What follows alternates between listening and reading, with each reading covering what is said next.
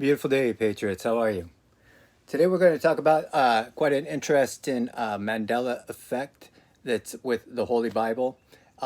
This is work off of Jacob Israel. He came out with a new video just a couple days ago about some Mandela effects. I have not personally seen the video yet, but I have been talking with somebody that showed me one of the Mandela effects in there, and it's led me down in quite an amazing rabbit hole. Not a rabbit hole, just a.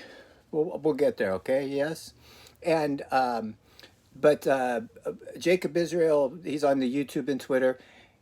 I don't think anybody's been doing Mandela effects longer than him, and I don't think anybody's got a bigger collection of these proofs or questionable scenarios, situations than Jacob Israel. He's been, like I say, doing it longer than anybody else out there.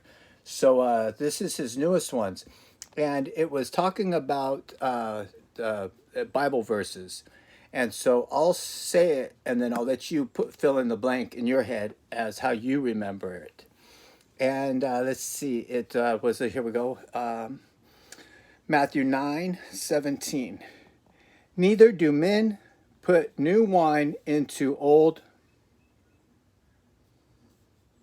else the break, and the wine runneth out, and the perishes. But they put new wine into new, and both are preserved. Now, Jacob Israel was showing that he thought of it and remembered it a certain way, and I personally did too. And today I just found out about this, and the two people I asked, they remembered it the same way I remembered it, the same way Jacob Israel remembered it. And let's see if it's the same way you thought of it. We remember as wineskins. You don't put old wine, or excuse me, you don't put new wine into old wineskins. But it doesn't appear, but it's in the King James versions, it has now says bottles. Neither do men put new wine into old bottles, else the bottles break, and the wine runneth out, and the bottles perish. But they put new wine into new bottles, and both are preserved. We'll talk about that in just a minute. But because when I heard it, and when I was at my friend's house, he has King James versions, and we opened them up and we looked in the King James versions, and it says bottles instead of what we remembered it of being wineskins. So when I was out today, and when I was at home, when I first thought, I looked at my own Bibles, and all the King James Version Bibles that I have, here's two different ones, say bottles also. Now, any of the newer versions, this one's the American Standard Version. You know, these are less than 100 years old easily, right? This one says wineskins. I went to a store that has a bunch of Bibles there. I've bought these, I think these two there before in the past. So I went there, I was like, I know I can go look at a bunch of Bibles there. I looked at, say, 15 different Bibles. I bought this one today there. This is a Revised Standard Version. And I bought it for the strictly for the reason that this one says also in Matthew 9,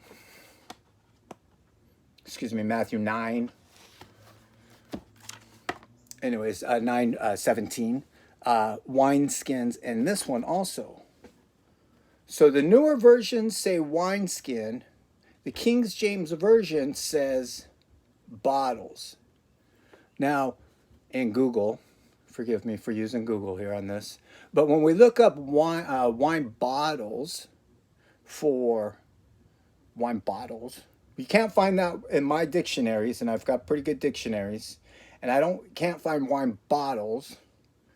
You can find wine skin, but not wine bottles. And wine bottle was not really used until about the end or beginning of the 17th century, which happens to be the same time that the King James Version was written.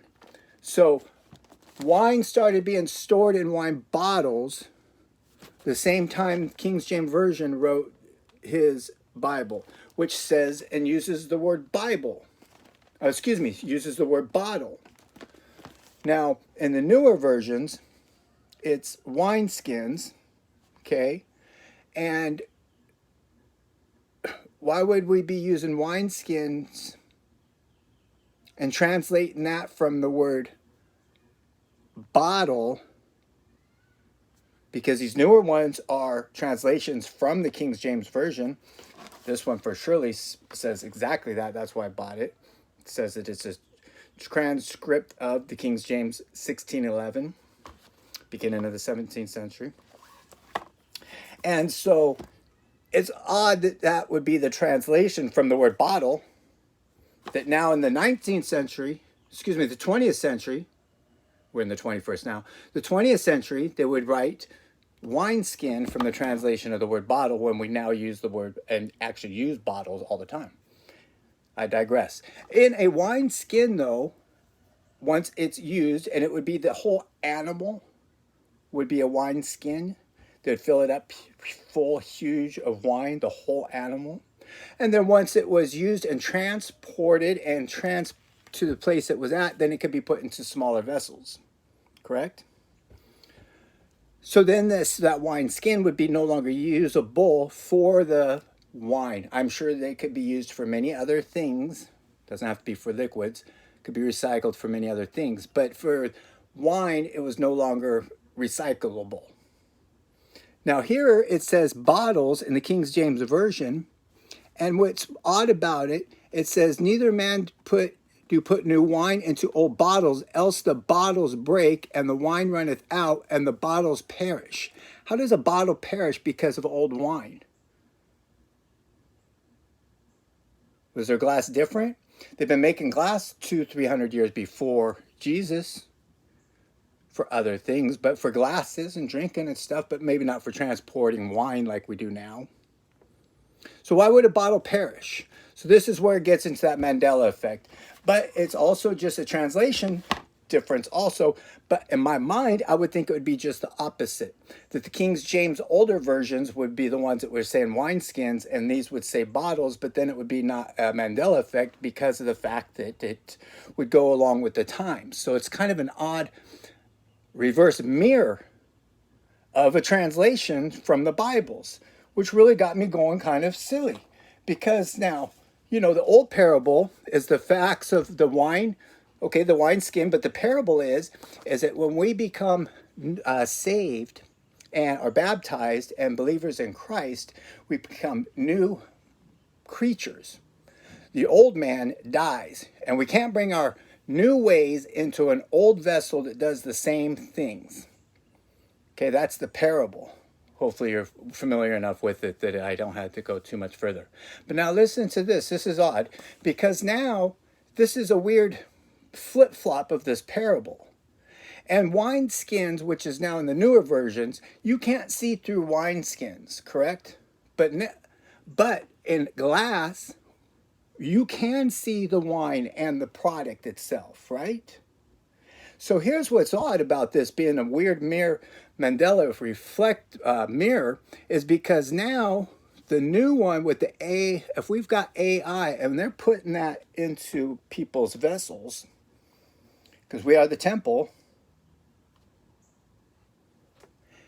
glass is see-through. So now it says in the old version, bottles, and if we're going into this new, wouldn't that be able to just see right through us?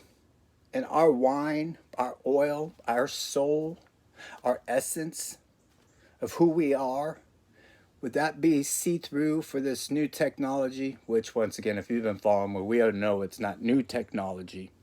But anyways, this is an interesting flip-flop of the Bible and the King James Version. Thank you, Jacob Israel, for showing all that.